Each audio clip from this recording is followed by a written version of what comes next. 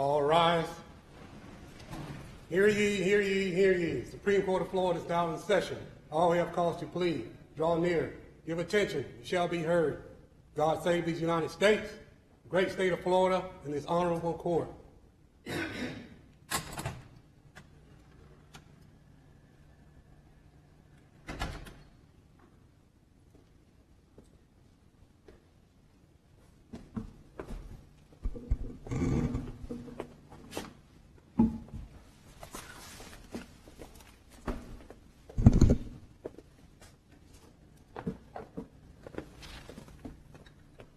Ladies and gentlemen, Supreme Court of Florida, please be seated.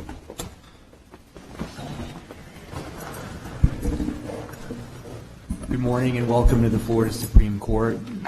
We will first take up case number 21-11, the Florida Bar versus Stephen Matthew Vander.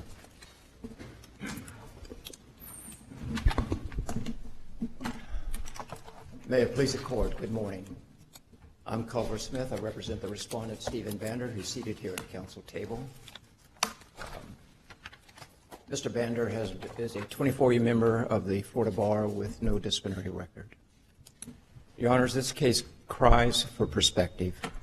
In 2015 and 2016, Mr. Vander represented 3 foreign nationals who were seeking legal residency status in the United States through our EB-5 immigration program, which provides a path to residency through investment in approved projects that provide jobs for American workers. Mr. Vander's 3 clients invested in one of those projects, Skyrise Miami, which, as an incentive to prospective investors, promised or represented that it would pay their immigration lawyers' fees. Now, the crux of the Bar's case is this. Mr. Vander received payment of his fees from both his clients and from Skyrise, fees earned for work performed, and he did not promptly inform his clients that he had received the duplicate payments and that they were entitled to refunds of what they had paid him. Now, make no mistake, Mr. Vander concedes that he exercised poor judgment in not more promptly informing his clients of these payments and their entitlement to refunds. But for this, he deserves a disciplinary death penalty, to lose his livelihood, to be forever branded a disbarred lawyer. Let me ask you this, Mr. Smith. Yes, sir. Your client was admitted to the bar in 1999. That's correct. And so he's been a lawyer, what, 24, 25 Yes, years? sir. Prior to practicing with his father at this firm, did he practice anyplace else? I think he had a brief practice somewhere else, but it's been basically with his father's firm, the firm that his father founded. And the father's firm, let me just call him his father, he basically retired after his encounter with the SEC and left the firm, let your client in charge of the firm. Am I correct? Not exactly, Your Honor. The senior Mr. Vander was ill with Parkinson's disease and was winding down when this SEC thing came up. He was already on the road to retirement, and I think for all practical purposes had retired. I may be a little bit mistaken in exact detail about that. And in all the years that he practiced, in his father's firm and his firm, there have been no discipline issues with him at all, with the bar? Not prior to this. None at all? None at all. No trust account problem? Nothing. Like that? Okay. Well, that's what I'm wondering. I mean, how did it get here? How is it that we're here today with a lawyer who's been practicing for 24 years and all of a sudden this lapse in judgment? It'd be my pleasure to try to explain that. Okay. Mr. Smith, yes, sir. Which of the referee's findings of fact are not supported by competent substantial evidence? It's not so much his findings are not supported by the law. The law does not support his findings. None of the findings are not supported by competent substantial evidence. Well, I could take issue with some here and there, but I think that's what I'm asking you to do. Please take issue with the one that you think is not supported by competent and substantial evidence. All right.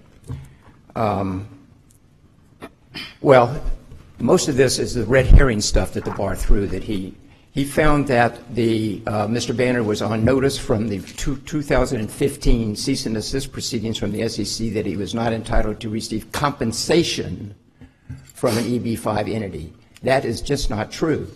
The cease and desist order, which the bar kept saying this is what it said, the bar, it was frankly unconscionable of the bar to claim this. The cease and desist order says you cannot take finder's fees or commissions as an unregistered securities broker. It says, if you read the order, it says nothing about compensation, like attorney's fees, like Skyrise promised to pay. So you disagree with that conclusion? Yes. My question is it not supported by competent and substantial evidence? I mean, it is possible to disagree with the referee's conclusion and still have to concede that it's supported by competent and substantial evidence. That point is not supported by competent and substantial evidence from the face of the cease and desist order. Well, let me focus you on a particular paragraph of the referee's report on page 18. He says, I find that respondent commingled client funds with his own funds. He further used money that belonged to his clients without notifying the clients of his possession of same, used the funds for his own benefit to pay firm expenses for months and even up to a year, and waited until after he was informed the SEC wished to conduct a sworn statement before refunding any of these monies, and then found violations of 4 different rules. Is that those findings in that paragraph, do you contest? They are not supported by the facts. None. So the whole case turns on the nature of these payments by Skyrise. So, and the bar's case and the referee's conclusions rest on the fact that Mr. Bander called them in his billings reimbursement of legal fees, reimbursement. Well, where did that term come from? The fact, I'll get to that. The fact remains that these were fees earned for work performed. It was paid both by the client and by Skyrise, so the clients were entitled to a refund. It's like you get... It was, in essence, a non-refundable retainer of some type? Well, it was similar to that in the sense that it's the lawyer's property. It must go in the lawyer's operating account, otherwise it is commingling. And it may be entitled to a refund down the road if, for example, the representation doesn't work out or the client dies or the lawyer can't perform. But in the meantime, it's the lawyer's property. And Mr. Duarte, the auditor, conceded this. If it's the lawyer's, if it's... So it was his money, not the client's money? That's correct. It was never refundable? Oh, it could be, it's refundable because he was overpaid. So they were entitled to a refund, but the payments when received are his money because they are payment of fees earned for work performed. If they are payment of fees earned for work performed, that is clearly, without question, the lawyer's property and must go in the operating account. And it was non-refundable? If they're refundable, it seems like it's the client fund. Well, I think I may be confusing or getting confused on a couple things here. A non-refundable retainer, this is not what this is. There's not a the first half of the payment that the client made was a non-refundable retainer, not the first half of what Skyrise paid. A non-refundable retainer is the lawyer's property, is deemed earned when paid. It must go in the operating account.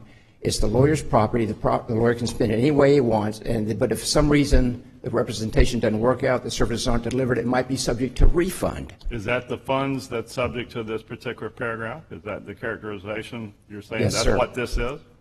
Well, I think we're suggesting that the referee, not suggesting, we're arguing the referee mischaracterized these funds under the facts. That these were funds, that there were fees, the funds that Skyrise paid.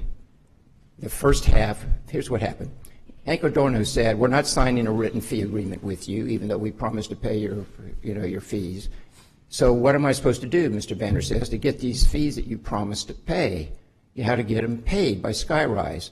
Hank Adorno says, bill me your fee, the first half of your fee, when you file the petition, bill the second half when you receive the decision. And Mr. Adorno, Hank Adorno, a non-practicing lawyer who is the managing agent of Skyrise, says, put on your bill, quote, reimbursement of legal fees, end quote. That's where the terminology comes from. It comes from Hank Adorno. That's the label he put on it. Now, that's the fact, Mr. Justice Polston. That's the facts. Now, 20 years ago, the Florida Bar's own Professional Ethics Committee issued an opinion talking about retainers, earned retainers, non-refundable retainers, fees paid for fees, payments for fees earned, whether they go in operating or in the trust account. And the committee said 20 years ago, quote, "The committee believes that trust accounting questions should be analyzed not by the application of labels, but by considering the purpose of the subject funds in light of the facts and circumstances attending their payment." That's the Florida Bar's own committee, professional ethics committee. Mr. Duarte, the bar's auditor, testified on direct examination by Bar Counsel that it made no difference what Mr. Bander called these payments. They are what they are. The facts and circumstances determine it. Yet, the bar relies on the term reimbursement, the source of which is Hank Adorno, for its case. Then, at the same time, the bar says, on the one hand, these are entrusted, and the referee concluded wrongfully, that these are entrusted funds that must go in the trust account. I guess that's to get back to the point that I'm struggling with. I understand that you disagree with that conclusion, but don't we need to afford that conclusion deference even if we disagree with it, if it is supported by competent and substantial evidence in the record? Yes, Your Honor, but we're saying it's not supported by the evidence because the nature of these payments does not depend upon the labels that Hank Adorno or Mr. Bander applied to them. It depends on what they really are. And that's an analysis. Let's get to the reality of this. Don't you concede, tell me if I'm wrong, that when those payments from the third party came in to your client, that the his client, in each case, was entitled to those funds? They were entitled to because he'd already been paid. They were entitled to a refund of what they had paid. Well, that's an interesting way to characterize it all, but but he's holding money that they're entitled to. They're entitled to a refund of those money, whether you consider could you further explain to me how it happens that this third party is sending the money after the clients have already paid? Well, first of all, the third party doesn't even know that about whether the clients have been billed or paid. Was the third party billed? The third party was billed, or Skyrise. And the client was billed too. That's correct. Okay. And Mr. Adorno testified as to why, because Hank Adorno wouldn't sign a written agreement, so he's thinking that's a little squishy. So he just wants to make sure his clients get the benefit of that promise. Mr. Smith, Yes, sir. I know you're running out of time, but if I can circle back to my question at the very beginning, assuming that the court finds that your client is indeed guilty of these charges, or some of them, why should he not be disbarred? That's the point I want to hear from you. All right. At the end of the day, the clients received their application, their approval of their visas. They received all the money returned to them that Skyrise had paid, including in the case of a couple of them, more money than they had paid Mr. Bander. 3, as a result of that, they got the benefit of Mr. Bander's services at no cost to them. 4, no client complained, even after learning about the overpayments. The bar took 4 years after learning of these circumstances, 4 years after everybody had been made whole, to file its complaint. Does the public need protection from Mr. Bander? These set of circumstances occurred more than 6 years ago. The bar took 4 years after everybody was happy and made whole, and did not seek an interim suspension in the meantime to protect the public. Rehabilitation from what? At worst, this is a understandable mistake as to how to characterize these funds, these payments, in very unique circumstances. Mr. Bander has been a credit to the profession for a long time. He's learned, obviously, a painful lesson about communicating with clients about such things. He practices in a highly specialized area of law, immigration and naturalization. His clients admire him. The 3 clients in question are his clients to this day. His clients should not be deprived of his services, nor should prospective clients have their choice of counsel limited over this, which is basically a question of how these funds were legitimately to be treated, which is at least a fairly debatable proposition. And so I would suggest Your Honors, that given the real nature of this, the question of how to treat these funds and the fact that he did not notify his clients promptly, that a public reprimand, bear with me, a public reprimand is more than an adequate sanction for the mistake he made, which was not an intentional thievery. It was a mistake he made in treating these, at worst. I still think he was right, but that's not relevant, what I think. But at worst, he mistreated these funds. He treated these funds in a way that people reasonably disagree with, and he did not notify his clients. A public reprimand is discipline. It's not like no discipline. It's not a slap on the hand. It's public. It's publicized. A link to it will be on his Find a Lawyer's page for 10 years, after which he'll be 60 years old, and no telling how long it'll pop up on Google. So that's what I think the reasonable solution for this case should be. I'm out of time. Any questions? I'll give you a minute for rebuttal. Thank you very much. Thanks.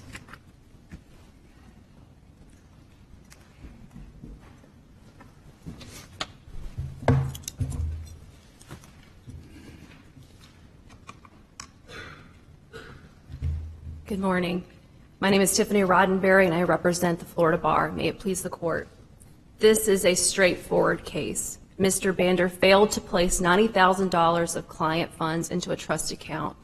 He used those client funds to pay firm expenses, and he failed to promptly inform his clients of even the existence of those funds. He only paid those funds back to his clients after receiving a subpoena from the SEC for testimony. Because these facts are supported by competent substantial evidence, the Court should approve the fact findings and the recommendations of guilt. The Bar also asked the Court to impose the recommended discipline of disbarment. This Court has repeatedly said that the intentional misuse of client funds is one of the most serious offenses a lawyer can commit, and the presumptive discipline is disbarment. Based on that existing case law and the sanction standards, disbarment is appropriate in this case. Just a point. I mean, I understand what you're saying about the presumption that whenever money is involved and trust account violations are involved, that perhaps there should be disbarment. Well, we haven't done it in every case, have we? No, Your Honor. Okay. This Court has typically distinguished between intentional misuse of funds as opposed to negligent funds, or a case where there's a strong basis for mitigation. It seems to me like we're doing a lot of these bar discipline cases nowadays here in the Court, and it just seems to me, in reviewing these cases from scratch, when I read the record, one of the first things I look at to see whether there has been a pattern of that type of behavior by the respondent, whether there has been an escalation. As we see cases where people have been reprimanded over and over again, they seem to be getting the same punishment. Here, I see no prior discipline, no prior misdeeds with the trust account. The father ran into some issues with the SEC, but there's been no prior record of any type of behavior of this type on his part. He's been practicing law for 24 years. It's a long time. And like counsel said, I mean, the people involved in this case who you claim were victimized are still his clients to this day. So why disbar someone with this kind of record? Your Honor, a few responses to that. First, no prior disciplinary history. There's no dispute on that, and that is a mitigating factor that was found here. There have been instances, including Florida Bar versus Benjamin, where that was a mitigator found, but this court still imposed disbarment for the misuse of funds. With respect to the fact that he still has these clients, and they were not the ones to complain, this court has said in cases like Florida Bar versus Brownstein that, particularly with misuse of client funds, this court does not look to just the harm to the individual clients, but they recognize not only the seriousness with respect to an individual client, but also the extreme detriment to members of the public if they can't trust their lawyers to hold these types of funds in trust. And particularly here, these were significant aggravating factors, including the fact that he gave false testimony to the referee. I think these are exceptionally weighty aggravators that warrant disbarment in this case. Does he contest whether his testimony before the referee was false? I'm not entirely sure it's clear, but I think he does admit that there were some differences between the testimony. The referee found that he lacked any credibility given his testimony to the SEC. And he did tell the SEC directly these were reimbursements for legal funds, but at the final hearing before the referee, at that point he said no, they were not reimbursements, they were my fees being paid directly. And so that is contradictory testimony, and I'm not sure that he actually disputes much of the other distinctions between the testimony he gave at the SEC and then later to at the final hearing before the referee. And is he right about the absence of any real economic loss to his clients? Your Honor, we would dispute that because he did get to he had the benefit of his client's funds for, in some cases, more than a year, and he did not pay interest on that. And as far as I know, I'm not sure the clients That's the economic loss? Is the interest that they lost on the funds that should have been in a trust account? Yes, Your Honor. I mean, there's no dispute that he did pay that money back, and one of the mitigating factors found was that he made restitution to his clients. I read a paragraph while ago to your opposing counsel. You heard that. Could you walk us through the record that supports the referee's findings in that paragraph? Sure, Your Honor. There was a number of things in the record that supported the findings that he failed to hold those funds in trust and commingled. Mr. Bander, importantly, he testified to the SEC very clearly under oath that that was money he had received from Skyrise for reimbursement of legal fees, and the money belonged to his clients and was not income or compensation to him. And despite Mr. Smith's characterization, Mr. Adorno's, the language he gave to Mr. Bander should have some weight because he is the source of the funds, and the source of the funds, Mr. Adorno said, this is for the purpose of reimbursing the clients for their legal fees. It's also corroborated by the evidence that these were sent by invoice to Skyrise that included the phrase reimbursement of legal fees. And further, after each invoice paid by Skyrise followed, the client had already paying for the legal services. So this was always in addition to him receiving full payment for his legal work.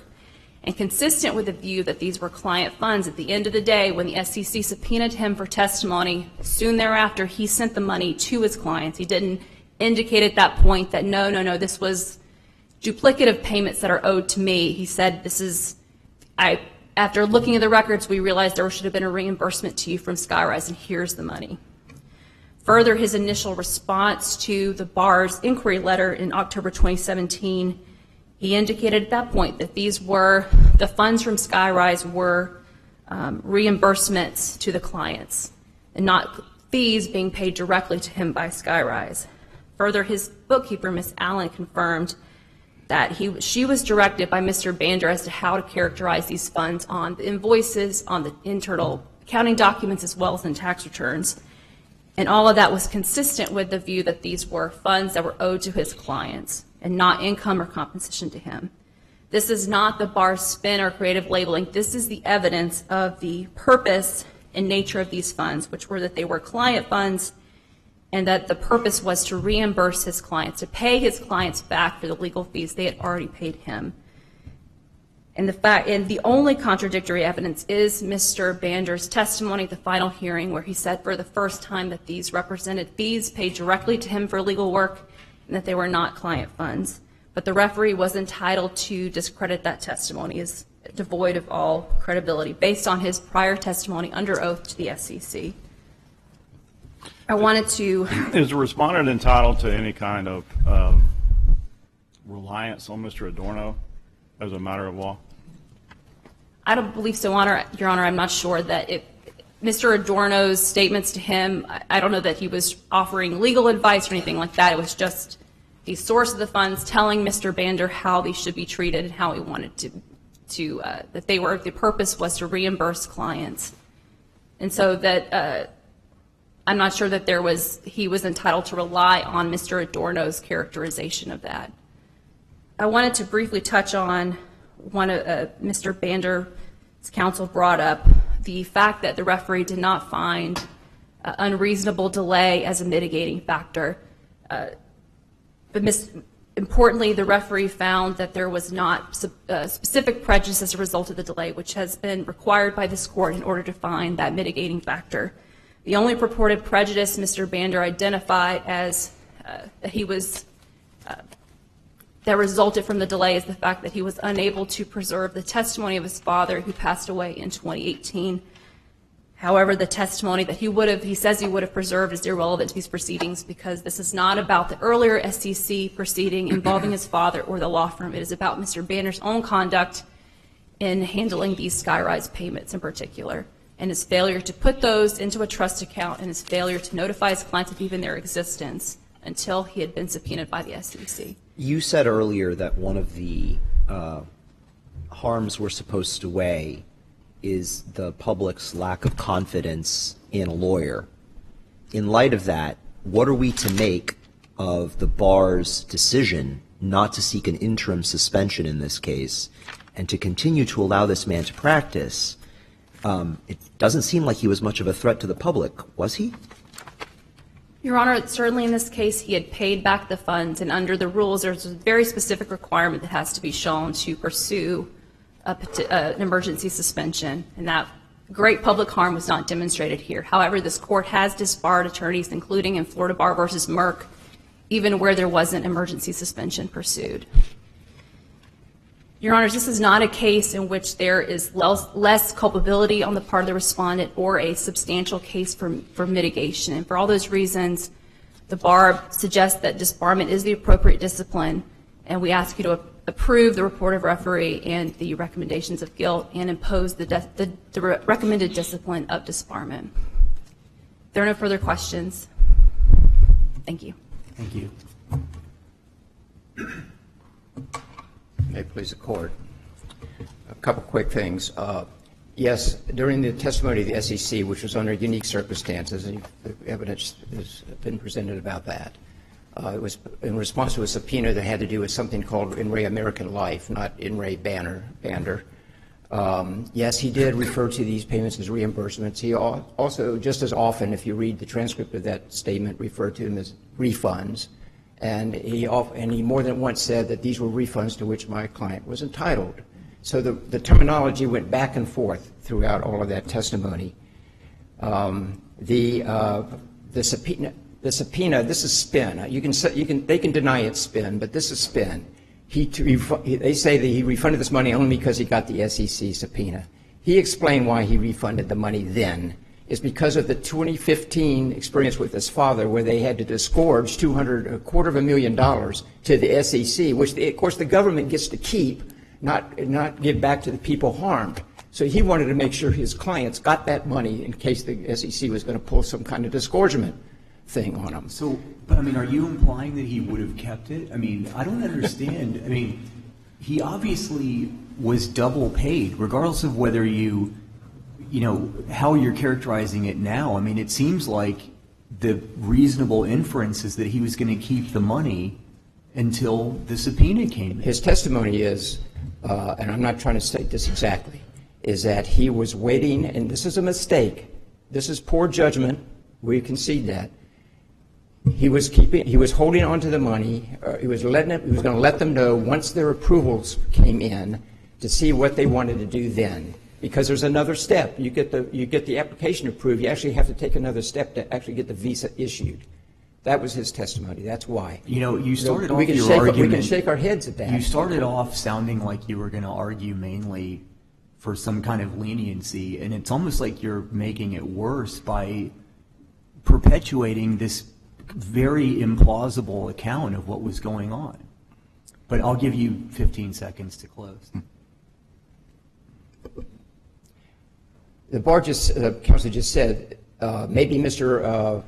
Banner shouldn't have relied on what Adorno called them. Well, the bar relied on what Adorno called them, reimbursements. And at the same time, although they relied on what Skyrise called them, Adorno, they objected to, and the referee excluded, a formal document offered into evidence, a formal document prepared by Skyrise just 2 or 3 years after the events that referred to these funds as, quote, payment of legal fees, end quote. Thank you. Thank you.